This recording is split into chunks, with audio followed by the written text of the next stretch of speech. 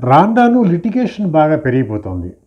కింది స్థాయి నుంచి సుప్రీంకోర్టు దాకా కేసులు గుట్టలుగా పెరిగిపోతున్నాయి. న్యాయమూర్తుల కొరత కావచ్చు, సౌకర్యాల లేమి కావచ్చు, పలు రకాల కారణాలతో ఏళ్ళు పూళ్ళు గడుస్తున్నా కానీ కేసులు ఎప్పటికి పరిష్కారం అవుతాయో చెప్పలేని ఒక పరిస్థితి. ఒక అంచనా ప్రకారం మన దేశంలో కోర్టుల్లో ఉన్న పెండింగ్ కేసులన్నీ పరిష్కారం కావాలంటే 300 సంవత్సరాలు పడుతుందట. ముత్తాతలు తాతలు వేసిన కేసుల్ని కూడా మనవాళ్ళు మునిమనవాళ్ళ తరంలో ఇంకా కంటిన్యూ అవుతున్న సందర్భాల్ని మనం చూస్తున్నాం. ఇది ఎందుకు వచ్చింది అంటే, పూర్వం ఇంత లిటిగేషన్ ఉండేది కాదు. ఒకటి, పలు రకాల సామాజిక అంశాలు ఇందుకు ఒక కారణం అయితే, భూముల ధరలు బాగా పెరగటము మరొక కారణం. ఉమ్మడి కుటుంబ వ్యవస్థ విచ్ఛిన్నమయ్యి న్యూక్లియస్ ఫ్యామిలీస్ ఏర్పడటం వల్ల కూడా వారసత్వ ఆస్తుల విషయంలో కొత్త సమస్యలు ఏర్పడుతూ వస్తున్నాయి. పూర్వం కంబైన్డ్ ఫ్యామిలీస్గా ఉన్నప్పుడు ఇది నీదా నాదా అనే ఇది లేకుండా దాని మీద ఒక 100 ఎకరాల సుక్షేత్రం ఉన్నప్పుడు దాని మీద వచ్చే ఆదాయాన్ని అంతా కలిసి ఒకే కుటుంబంగా వాళ్ళ పంటని తీసుకుని కాలం గడుపుతూ వచ్చేవాళ్ళు. రాను రాను న్యూక్లియస్ ఫ్యామిలీస్ ఏర్పడటము, భూముల ధరలు పెరగటము, ఇది ప్రధానంగా లిటిగేషన్కి కారణం అవుతుంది. ఇంకో పక్కన భూ కబ్జాదారులు పెరిగిపోతున్నారు. మనం ఖాళీగా ఎక్కడైనా స్థలం ఉంటే అది కాపాడుకోవడం చాలా కష్టమైపోతుంది. తప్పుడు రికార్డులు సృష్టించేసి తెలియకుండానే ఒకరి ఆస్తుల్ని మరొక పేరుతో రిజిస్ట్రేషన్ చేస్తున్నారు. అట్లాగే ఒకే ఆస్తిని 2-3 సార్లు రిజిస్టర్ చేస్తున్న గనులు కూడా ఉన్నారు. ఏదైనా ఆస్తి కొనాలంటే అది ఖచ్చితమైందా కాదా, ఇన్ని లక్షలు పెట్టి కొంటున్నాము అని అనుమానపడేటువంటి సందర్భాలు కూడా పెరిగిపోతూ ఉన్నాయి. ఇంకో పక్కన డెవలప్మెంటల్ యాక్టివిటీస్ కారణంగా కూడా లిటిగేషన్ కొంత తెలుగు రాష్ట్రాలు కావచ్చు, అన్ని చోట్ల అభివృద్ధి ప్రాజెక్టులు, నీటిపారుదల ప్రాజెక్టులు, వీటన్నిటిని గవర్నమెంట్స్ పెద్ద ఎత్తున అమలు చేస్తున్నాయి. ఈ ప్రాజెక్టుల కోసము రైతులు తమ భూముల్ని కోల్పోతున్నారు. అలా భూములు కోల్పోయిన రైతులకు ప్రభుత్వాలు నష్టపరిహారాలు ఇస్తున్నాయి. ఆ నష్టపరిహారాలు అందటం మీద, లేకపోతే నష్టపరిహారం తక్కువగా ఉందన్న విషయాల మీద కూడా ఆ బాధిత రైతులు కోర్టుల్ని ఆశ్రయిస్తున్నారు. కేవలం ఆస్తులకు సంబంధించే కాకుండా సామాజికంగా వస్తున్న మార్పుల కారణంగా గతంలో కంటే మనకి విడాకుల సంఖ్య బాగా పెరిగిపోయింది. వెస్ట్రన్ సమాజంలో ఉన్న పోకడ ఇక్కడ కూడా మనం చూడవచ్చు.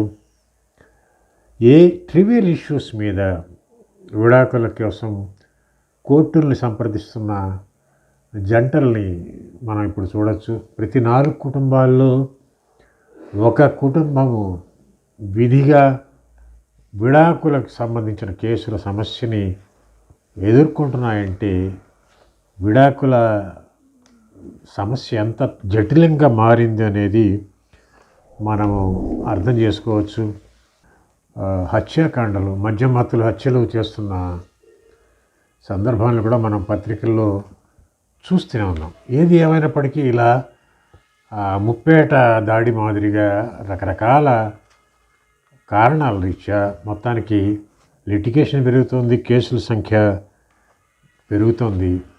ఇటువంటి పరిస్థితుల్లో ప్రతి ఒక్కళ్ళు కూడా చట్టాలు మనకెందుకులే అని అనుకోకుండా చట్టాలకు సంబంధించిన ఒక ప్రాథమిక అవగాహనని ఏర్పరచుకోవటము అనేది చాలా ఈ రోజుల్లో అవసరంగా కనపడుతుంది.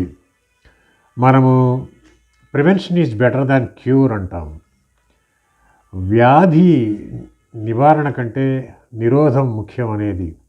వ్యాధి రాకుండానే చూసుకోవటం ఎంత అవసరమో, లిటిగేషను ఏర్పడకముందే లిటిగేషన్ని ముందే మేల్కొని దాన్ని ప్రివెంట్ చేయగలగటం అనేది ప్రతి ఒక్క పౌరుడి మీద ఇప్పుడున్న బాధ్యతగా ఉంది. కారణం ఏంటంటే, చట్టాలకు సంబంధించి అవగాహన పెంచుకుంటే మనం ముందు జాగ్రత్తలు తీసుకోవచ్చు. ఏదైనా ఆస్తి కొంటూ ఉంటే ఈ ఆస్తికి సంబంధించి నేనేమి లీగల్గా ఏ రకాల డాక్యుమెంట్లు చూడాలి, ఎలా ప్రొసీడ్ అవ్వాలి, కేవలం ఆస్తుల కొనుగోలు అమ్మకాలే కాదు, ఇంకా విడాకులకు సంబంధించి ఇతరత్ర అనేక విషయాలకు సంబంధించిన బోల్డన్ని చట్టాలు అమలవుతూ వస్తున్నాయి.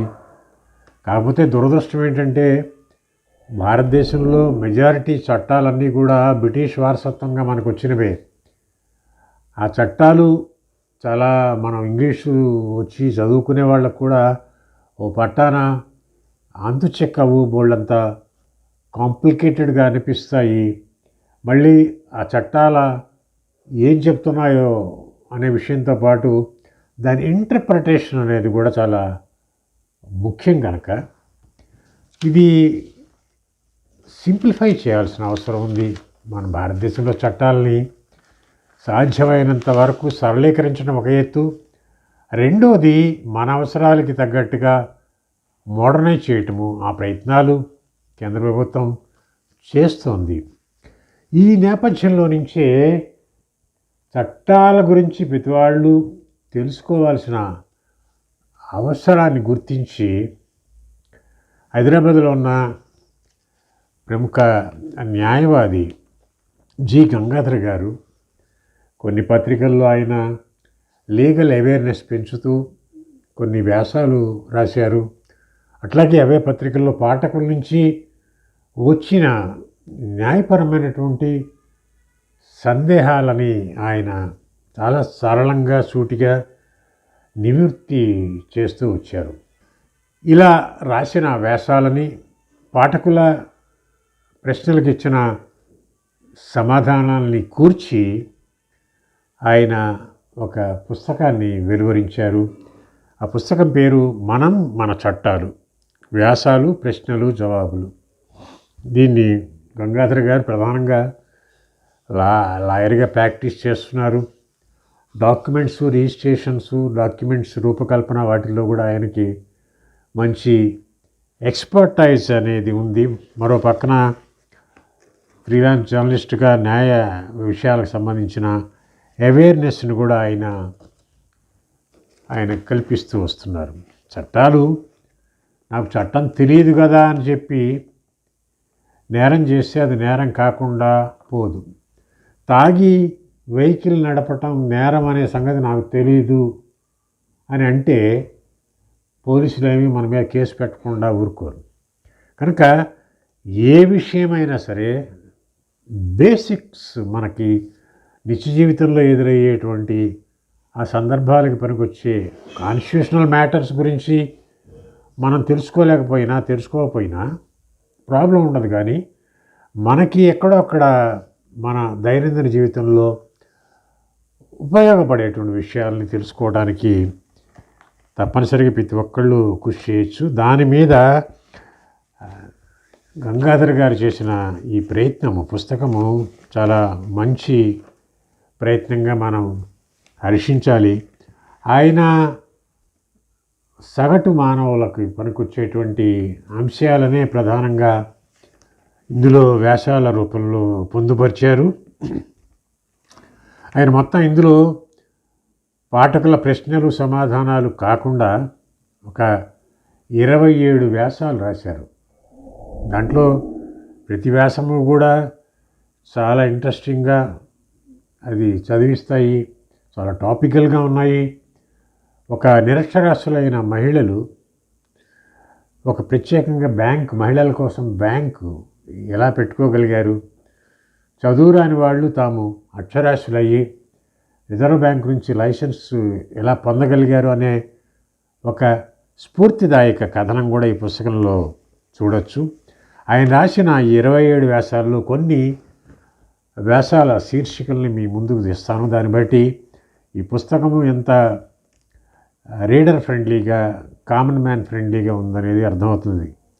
జనరల్ పవర్ ఆఫ్ అటార్నీ, వీలునామా ఒక బ్రహ్మాస్త్రం, అగ్రిమెంటు బయానా డబ్బు, బ్యాంక్ లాకర్ బాధ్యత బ్యాంకుది కాదా, మైనర్ బాలుడు మేజర్ భార్యతో సహజీవనం చేయవచ్చా, గృహ నిర్బంధం, కేవియట్ అంటే ఏమిటి, డబుల్ రిజిస్ట్రేషన్లు, ఇలాంటి ఆసక్తి కలిగించేటువంటి అవసరం పడేటువంటి టాపిక్స్ మీద ఈయన వ్యాసాలు రాశారు. అట్లాగే పాఠకుల ప్రశ్నలకు ఆయన వివరంగా సమాధానం ఇచ్చారు, విడమర్చి చెప్పారు, తెలుగులో సుబోధకంగా తేలిగ్గా. ఆ పాఠకుల నుంచి వచ్చిన కొన్ని ప్రశ్నలు గమ్మత్తుగా ఉంటాయి. అంటే వాళ్ళకి సీరియస్ ప్రాబ్లమే.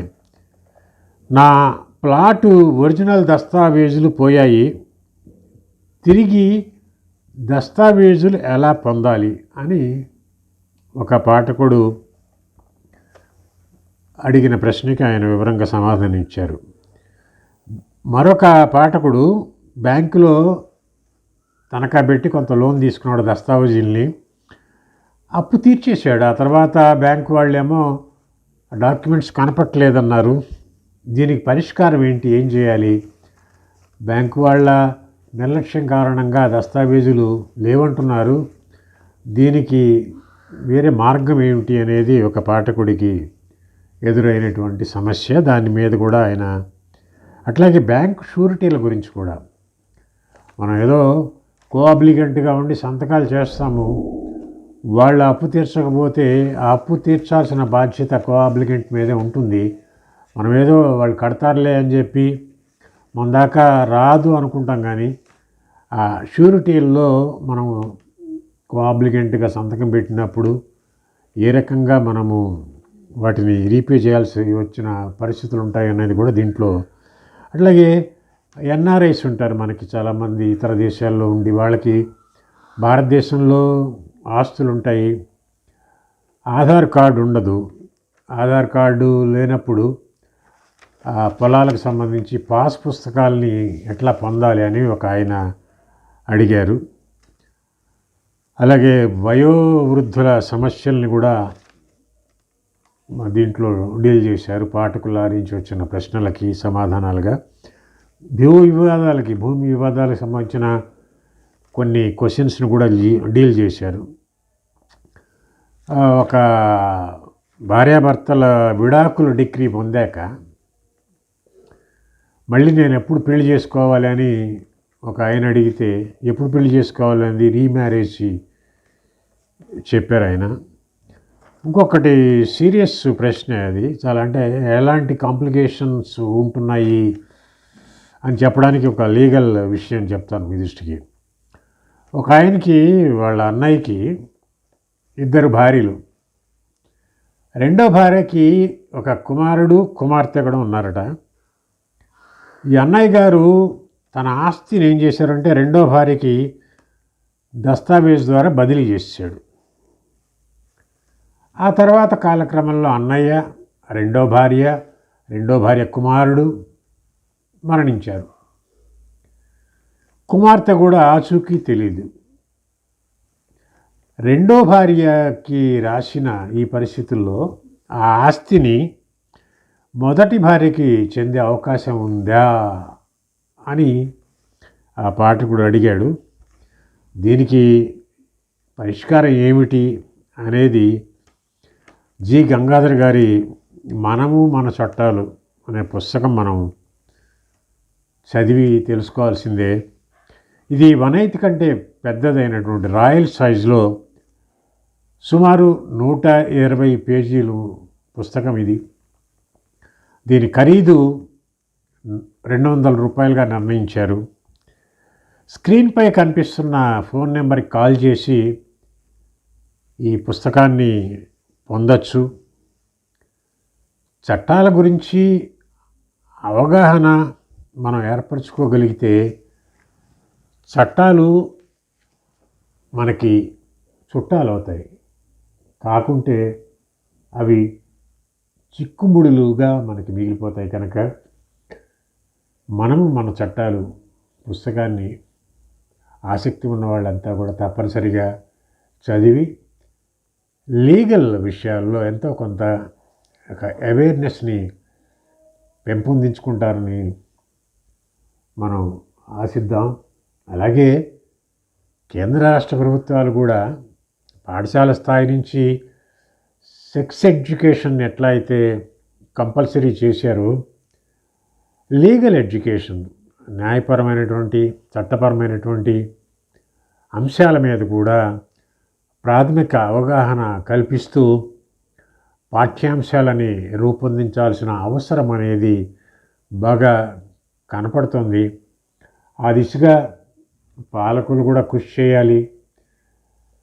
ఈ రంగంలో న్యాయపరమైనటువంటి రంగాల్లో న్యాయశాస్త్ర రంగంలో క్రియాశీలంగా ఉన్న వాళ్ళు కూడా ఆ మేరకి సిలబస్లో దీన్ని కంపల్సరీ చేయటానికి వీలుగా ప్రభుత్వాల మీద ఒత్తిడి తేవటానికి తగిన కార్యాచరణ రూపొందించాలని కూడా కోరుకుంటూ సెలవు.